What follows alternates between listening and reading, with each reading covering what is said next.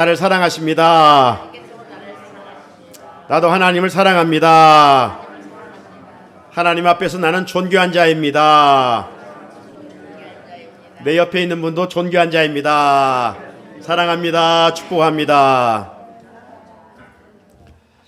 우리가 지난 주일은 5월 첫째 주일로 우리 자녀들을 생각하고 자녀들을 위해서 축복하는 부모가 되자, 예수님을 닮아 터치의 제왕이 되자, 이런 말씀을 함께 나누며 은혜를 받았습니다.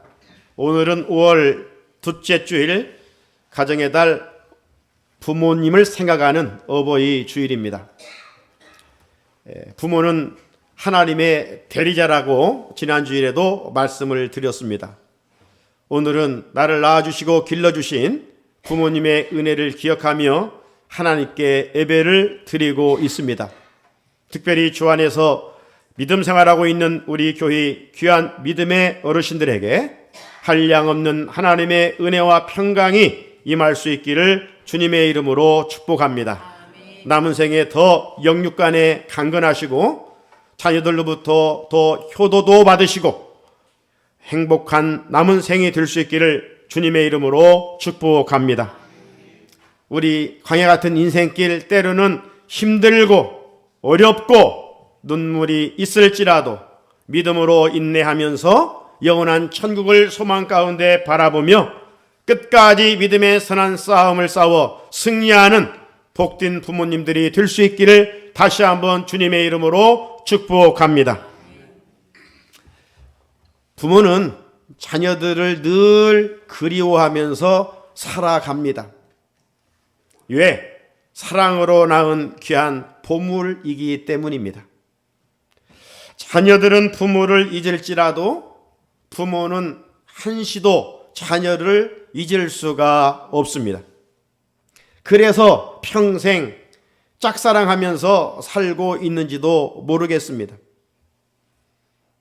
세상 말로 죽었다 깨어나도 자녀들은 부모의 마음을 헤아릴 수가 없습니다. 부모들은요, 늘 자녀들을 염려하죠. 그래서 이런 말, 저런 말을 많이 합니다. 그런데 자녀들은 부모들의 그 말을 쓸데없는 염려와 걱정이라고 하면서 또 불필요한 잔소리라고 반복해 여기고 있습니다. 하지만 부모의 그러한 모든 언행은 자녀들을 향한 사랑의 표현 아닐까요? 하지만 자녀가 이해하지 못해서 부모와 자녀 간에 불통할 때가 많이 있습니다. 그렇게 부모의 입장에서 자녀들을 생각하면 마음의 따뜻함이 전해와야 하는데 그렇지 못할 때가 있습니다. 겨울의 입구에서 찬바람이 부는 것처럼 부모의 마음의 허전함과 쓸쓸함이 깃들어 올 때가 있습니다.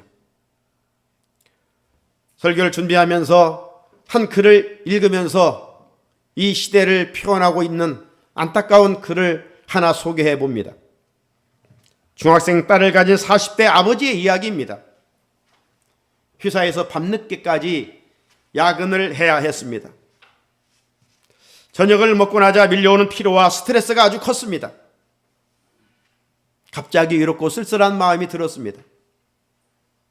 잠시 일을 멈추고 집으로 전화를 하고 싶었습니다. 중학교 다니는 딸아이의 목소리를 듣고 싶었기 때문입니다. 특별한 대화를 나누려고 하는 것도 아닙니다. 그저 딸 목소리를 듣고 싶었기 때문입니다. 듣는 것만으로 허전한 마음을 달랠 수 있을 것 같았습니다. 신호음이 들려옵니다. 수화기 저편에서 들려올 딸의 목소리를 생각하니 벌써 입가에 미소가 지어집니다. 보통은 아내가 받았지만 오늘은 딸이 받았으면 하는 생각을 가져보았습니다. 조금 후 기대했던 대로 딸이 받았습니다. 그 짧은 시간 아버지는 여러 가지 생각을 했습니다. 오늘 딸아이에게 특별한 선물을 줘야겠다. 잠든 아이 머리맡에 두어야지. 그런데 아버지인 것을 안 딸아이는 귀찮아하다는 듯이 말합니다. 아빠야? 엄마 지금 연속극 보고 있어. 잠깐만. 엄마 바꿔줄게. 아빠가 말을 하기도 전에 전화기를 놓고 엄마를 부릅니다. 엄마! 아빠 전화야! 엄마는 네가 무슨 일이냐고 물어봐. 엄마 지금 바빠. 그냥 엄마가 받아. 나도 연속극 봐야 돼.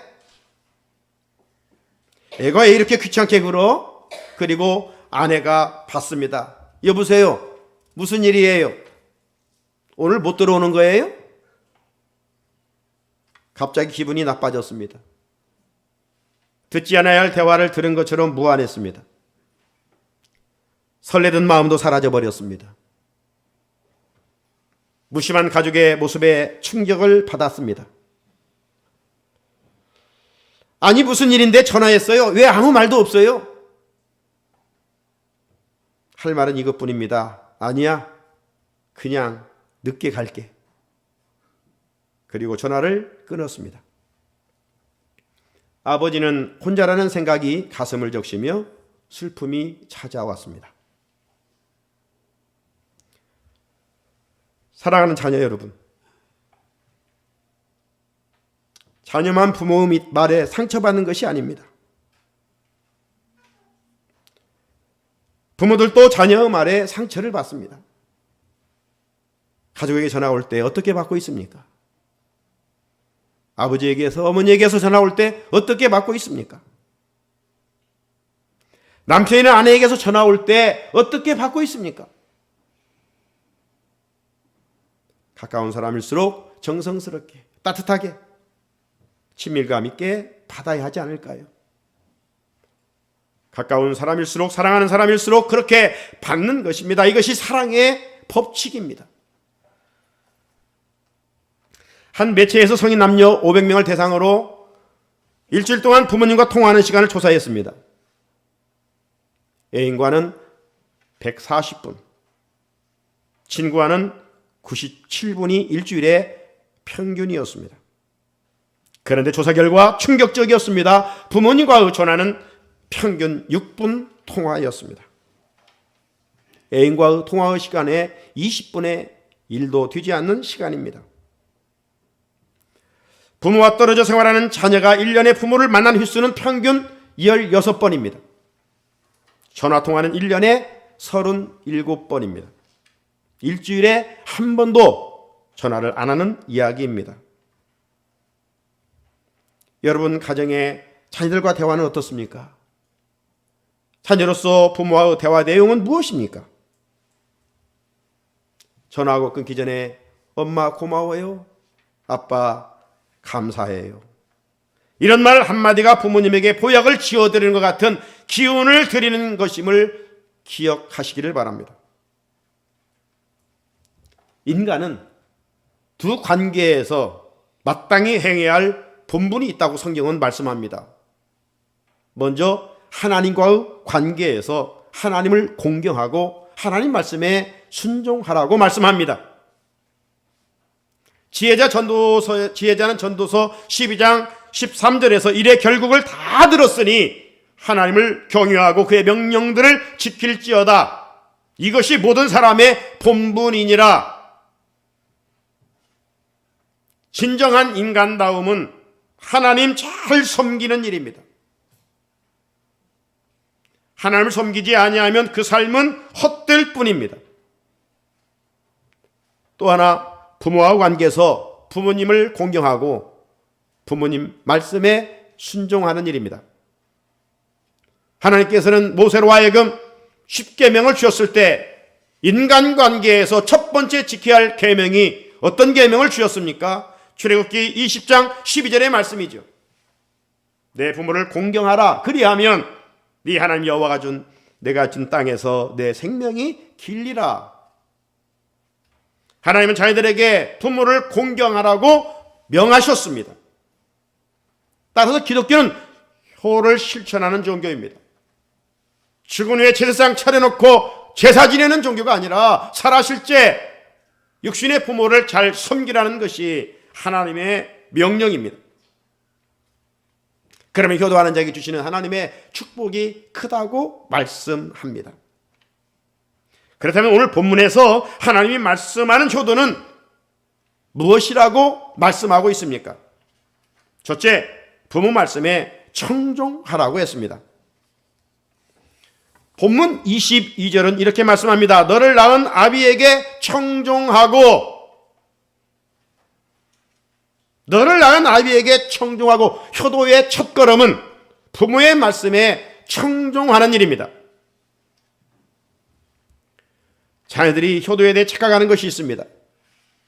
어버이날, 각종 기념일에 부모님에게 선물 좀 사드리고 용돈 드리는 일을 효도의 전부라고 생각하는 것이에요.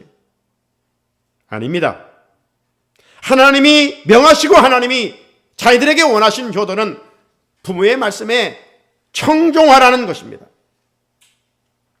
청종의 원어적인 의미가 무엇인가? 부모의 말씀에 귀를 기울여 따르는 것입니다. 그냥 듣는 히어링이 아니라 관심과 애정을 갖고 귀를 기울여 듣는 리스닝입니다.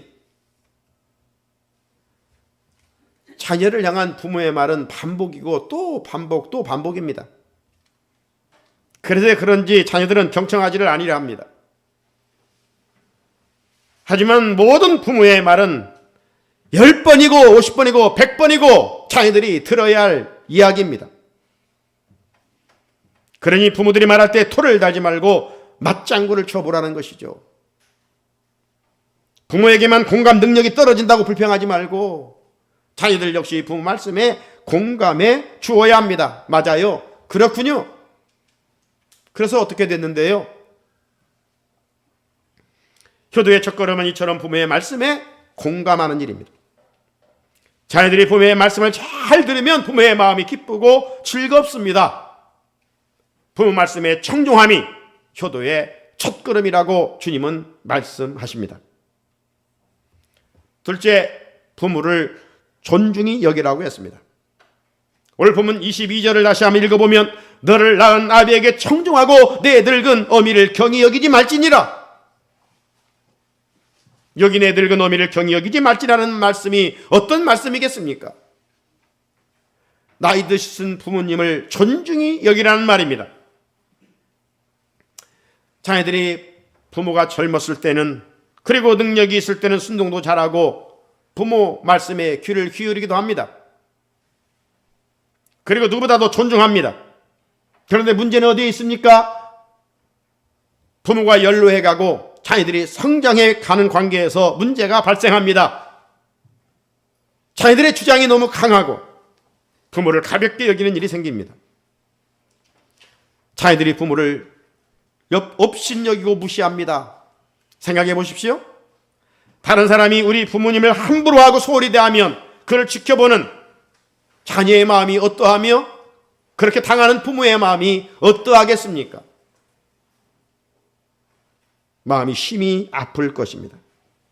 하물며 낳아주시고 길러주시고 잘 뛰기만을 위하여 기도하시는 부모를 자녀가 가볍게 여기고 함부로 한다면 그 모습을 지켜보는 부모의 마음이 어떻겠느냐는 것이죠.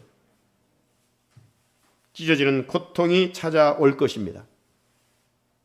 그런데 왜 마땅히 효도해야 할 자녀들이 부모에게 효도하지 아니하고 자기 주장이 너무 강해지는가?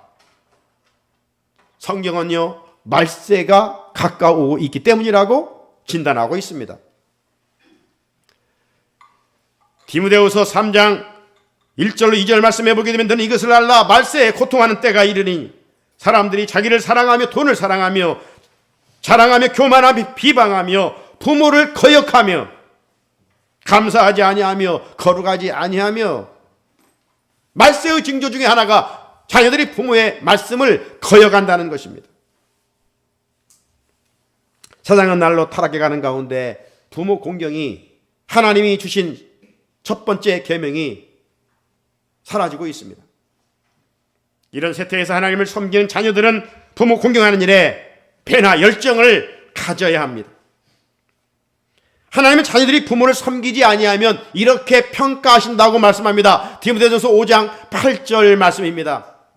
누구든지 자기 친족, 특히 자기 가족을 돌보지 아니하면 믿음을 배반한 자요 불신자들보다 더 악한 자니라.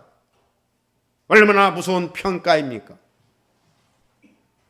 사랑하는 성도 여러분, 하나님께서 어버이 주일을 맞아 자녀들에게 진정한 의미에서의 효도가 무엇인지를 말씀해 주셨습니다.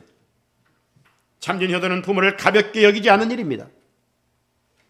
연로한 부모의 말씀에 귀를 기울이고 순종하는 자세를 가지는 일입니다. 자녀는 부모가 어떤 상황과 어떤 형편에 있든지 가장 존경하고 자랑스럽게 여겨야 할 뿐입니다. 그런데 오늘날 자녀들이 부모의 경제 능력에 따라 순종 여부가 달라진다는 서글픈 소식이 들려옵니다. 부모가 재산이 있으면 어쩔 수 없이 찾아가고 효도하는 척 한다는 것이죠. 그렇지 않으면, 즉 부모가 재산이 없으면, 별 볼 일 없으면 부모를 아랫사람 다루듯 함부로 하고 무례하게 행동하는 것이죠. 이렇다 보니 한간에는 100세의 장수시대의 재산을 자녀들에게 주지 말고 가지고 있으라고 하지 않았습니까? 자녀들에게 유산을 미리 상속했다가는 노년의 삶이 비참해진다는 것입니다. 세상 풍조는 이렇게 나날이 잘못 변질되어 가고 있습니다. 하지만 우리 그리스도인들은 세상 문화를 거슬러 말씀을 붙들고 살면서 자녀의 자리에서 부모 말씀에 경청하고 부모를 존중히 여길 수 있어야 합니다. 이것이 하나님이 원하시는 효도입니다. 셋째는 부모의 마음을 즐겁게 하라고 했습니다. 오늘 본문 25절을 같이 한번 읽어볼까요? 시작. 내 부모를 즐겁게 하며 너를 낳은 어미를 기쁘게 하라. 이 말씀의 초점이 어디에 있겠습니까? 자녀에게 있지 않고 부모에게 있습니다. 자녀 관점에서 어떻게 하면 부모를 기쁘게 해드릴까가 아니라 부모의 관점에서 부모가 원하시는 것이 무엇인지를 먼저 생각하라는 것입니다. 내가 좋아하는 음식이라고 해서 부모가 좋아할 리가 없습니다. 부모가 어떤 음식을 좋아하는지를 알고 그 음식을 사드려야 그게 효도이지, 내 입맛에 맞추어 음식을 사드리는 것은 나중심의 모습입니다. 하나님은 우리의 중심을 보시듯이 부모는 자녀들의 마음을 다 잊고 있습니다. 자녀들이 부모를 진심으로 존경을 해서 효도하는지 마지못해서 효도하는지 알고 있습니다. 감사한 마음으로 정말 효도하고 있는지 억지로 효도하고 있는지를 다 알고 있습니다. 효도하는 척과 형식적으로 하는 효도로는 부모의 마음을 즐겁게 드릴 수도 기쁨을 드릴 수도 없습니다. 그렇다면 어떻게 해야 진실로 하나님이 원하시는 참된 효도를 통해 부모의 마음을 기쁘고 즐겁게 해드릴 수 있을까요? 문제에는 답이 있듯이 이 물음에도 답이 있습니다. 24절을 같이 한번 읽어볼까요? 시작. 의인의 아비는 그게 즐거울 것이요 지혜로운 자식을 낳은 자는 그로 말미암아 즐거울 것이니라. 아멘.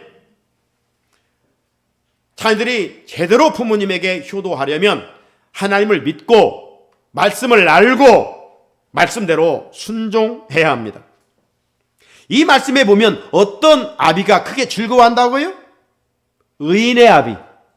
의인의 아비. 성경은 누가 의인이라고 말합니까? 하나님을 섬기며 예수를 믿는 자라고 말합니다. 하나님을 잘 섬기면 부모를 잘 섬길 수밖에 없는 것입니다. 나아가 어떤 부모가 자녀로 말미암아 즐거워한다고 했습니까? 지혜로운 자식을 낳은 자는 그로 말미암아 즐거울 것이니라. 여러분, 성경은 누가 지혜로운 자라고 말씀합니까? 세상에서 많이 배운 똑똑이들입니까? 아닙니다. 오히려 배우지 못한 자녀가 효도한다고 하지 않습니까? 많이 배우고 똑똑한 잘 나가는 자녀들은 해의 동포가 돼 부모를 찾아뵙지도 못합니다. 배운 세상 지식이 효도하는 것이 아닙니다. 지혜로운 사람이 효도합니다. 지혜는 어디로부터 주어지는 것입니까? 하나님께서 주십니다. 하나님을 경외하는 자에게 주시는 은혜 중에 은혜입니다. 그래서 솔로몬은 잠언 9장 10절에서 여호와를 경외하는 것이 지혜의 근본이요 거룩하신 자를 아는 것이 명철이니라 말씀하셨습니다. 그러므로 진정한 효자가 되는 비결은 하나님 잘 섬기고 예수님 잘 믿고 성령이 충만한 자입니다. 이런 자녀들은 하나님을 경외하는 마음으로 부모를 잘 경유하게 되어 있습니다. 사랑하는 성도 여러분, 하나님 공경과 부모 공경은 서로 다른 것이 아닙니다. 같은 마음이요, 태도입니다. 하나님을 공경하는 것과 부모를 공경하는 것은 함께하고 있습니다. 둘은 별개의 것이 아닙니다. 그래서 레위기 19장 3절에 보면 너희 각 사람은 부모를 경외하고 나의 안식일을 지키라. 나는 너희의 하나님 여호와이니라. 하나님 율법을 통해서 자녀들이 부모님을 공경하는 것과 하나님을 공경하는 안식일을 준수하는 일을 같은 한 절 말씀에 배열하고 있음을 볼 수가 있습니다. 부모를 공경할 줄 모르면서 하나님께 예배드리는 것은 위선입니다. 거짓된 행동입니다. 사랑하는 우리 성산의 자녀 여러분, 부모는 하나님의 대리자입니다. 자녀는 부모의 은혜와 사랑과 축복을 받고 자랐습니다. 부모님의 은혜를 결코 잊어서는 안 됩니다. 부모를 경외하지 않는 것은 복을 발로 차버리는 것 같은 참으로 어리석은 짓입니다. 왜냐하면 약속된 첫 계명의 축복은 부모를 공경하는 자들을 하나님이 살피시고 기억하시고 땅에서 잘 뛴다라고 약속하셨기 때문입니다. 하나님의 약속은 결코 부도가 없습니다. 반드시 말씀하신 대로 이루시는 좋으신 하나님이십니다. 오늘 성경을 통해서 참된 효도는 무엇이라고 말씀합니까? 부모의 말씀에 청종하는 것이요, 부모를 세상에서 가장 존중히 여기는 것이요, 부모의 마음을 기쁘고 즐겁게 해드리는 일이라고 말씀하셨습니다. 부모는 기다려주지 않는다고 했습니다. 오늘 이미 지난주일 어버이날도 지나고 오늘 교회에서 어버이 주일을 맞으면서 하나님의 말씀을 들으면서 다시 한번 우리 마음에 부모를 향한 효도의 마음을 가져보면서 주중에 부모에게 전화 한 통이라도 드려봅시다. 그리고 모든 것이 부모의 은혜였음을 알고 감사하다고 사랑한다고 고백도 해봅시다. 그 말을 듣는 순간 마음이 뭉클하시면서 부모의 마음은 날개를 단 것처럼 하늘을 나는 기쁨과 즐거움이 찾아올 것입니다.